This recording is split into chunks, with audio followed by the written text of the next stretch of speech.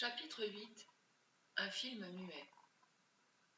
2 mois se sont écoulés depuis la disparition. Je suis sûre que nous avons raté quelque chose. 2 mois vides qui se remplissent tant bien que mal. J'ai besoin de penser à vous. Ce sera un souvenir douloureux. Aucune démarche active pour vous débusquer sur votre nouveau chemin. Vous envahissez l'espace de mes rêves diurnes.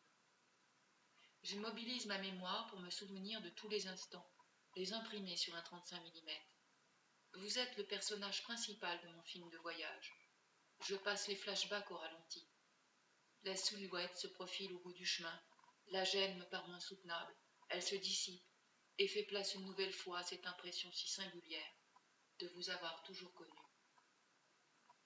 Je suis peut-être belle, les cheveux arrangés dans un chignon sans rigueur, d'où s'échappent des mèches ondulées, et je porte un manteau beige cintré à large col pointu et double rangée de boutons à la russe, avec un style après-guerre, surtout avec les soquettes sur les bas. Le rouge à lèvres rouge, un peu trop dense, épaissit les lèvres. L'hiver, le rouge donne vie à la blancheur diaphane de la peau, translucide sur les vaisseaux bleus. Dans cette scène, il est plus direct et fascinant que d'habitude. Cette fois, je ne baisse pas les yeux, les baigne dans les siens, protecteur, un brin dominateur. Je laisse faire. Qui de lui ou de moi est l'oiseau apprivoisé? Je lui souris, timidement d'abord, puis franchement, d'une joie claire et innocente au grand jour de le revoir, ce matin, au même endroit. Je ne baisserai plus jamais les yeux, car désormais nous nous connaissons. Je veux rendre notre relation naturelle, je veux pouvoir le regarder librement. Il est décontenancé par le sourire audacieux de l'inconnu.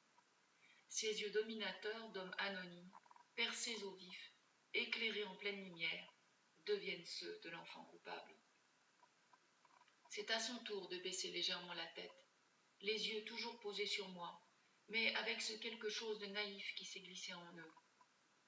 Il rattrape le mouvement pour répondre discrètement à mon salut, timidement, d'une très légère inclination de la tête. Dans la scène suivante, je scrute le bout du chemin et ne l'aperçois qu'au dernier moment quand je n'y croyais plus. Je suis libérée de mon trouble et je suis décidée à le regarder pleinement. Son charme transparaît difficilement sous son inélégant accoutrement. Je suis déçue. Un bonnet beige, informe, enfoncé jusqu'aux oreilles, masque les cheveux vigoureux coupés en brosse, ne laissant plus paraître que des yeux fatigués et un menton un peu flasque. Une grosse veste passe-montagne kaki, d'où sort une paire de bottes de grenouille, l'avale complètement. Il pèse peut-être moins lourd que moi. J'évacue la pensée peu romantique qui m'aurait peut-être fait rire au lieu de sourire à nouveau. Avec la barbe, le bonnet, la démarche un peu gourde à mon approche, qui ne rappelle en rien l'empressement matinal du salariman, il me fait plutôt penser, si je ne l'avais pas rencontré avant, avec ses yeux intelligents, ce contact, l'odeur, un brocanteur ou un nouveau clochard dans le quartier.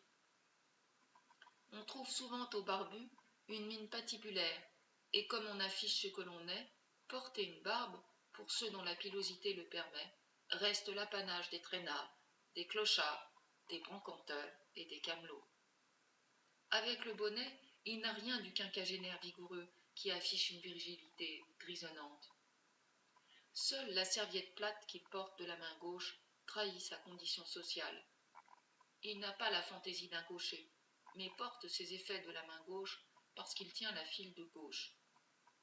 Il est face à moi, un peu raide, car il s'est manifestement préparé à rendre le sourire que je lui ai offert la veille, courtoisement, et qu'il l'a tant pris au dépourvu.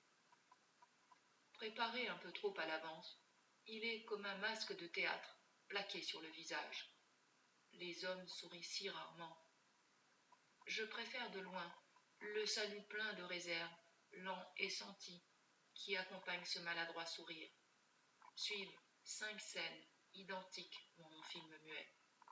Les 2 personnages ont franchi une étape sans lendemain dans leur relation. Ils tiennent toujours secrètes leurs origines.